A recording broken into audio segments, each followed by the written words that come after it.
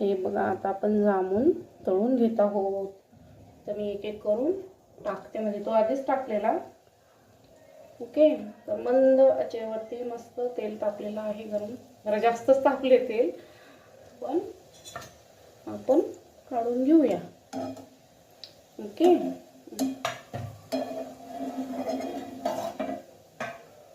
ह्याला थोडंसं खालीवरती करायचं असं. मग हे छानसे आतपर्यंत चांगले मस्त हे होतात. आपले जामून फुगायला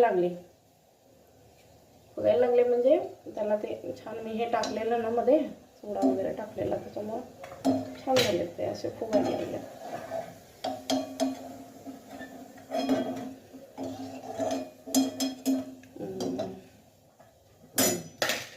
तो कसा आता हे कसं असं छानसं बनते ना, असं कलर वगैरे बघू शकता तुम्ही ह्याच्यामधलं.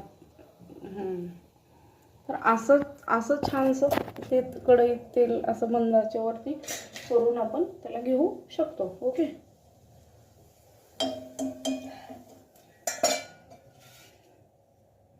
तर एक एक करून आता आपण दोन तीन असे टाकायचे.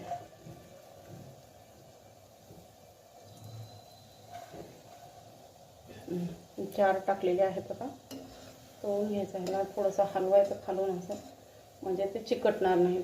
तेलात तसं गरम झाल्यावर ते चिकटत नाही, पण जास्ती गरम झाल्यानंतर ते चिकटत असते खाली.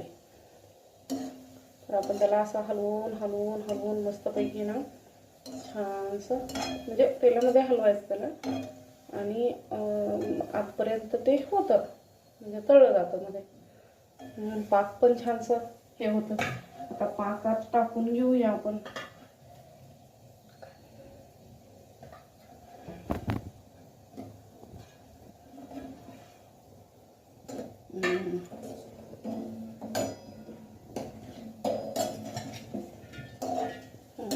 चॉकलेटीच व्हायला तर आता काही खरं नाही आपलं.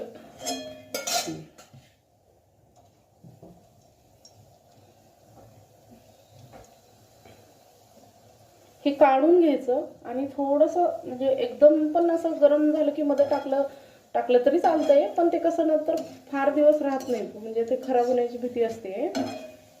त्यामुळे थोडंसं बाजूला काढून ठेवायचं त्याला तेलातनं, आणि मग थोडासा त्याला थंड झाले, थोडेसे म्हणजे किंचित थंड झाले की मग परत पाकामध्ये टाकून घ्यायचं. हे दिसतंय ना तुम्हाला? माझा फोन जरासा थोडासा जुनाच आहे,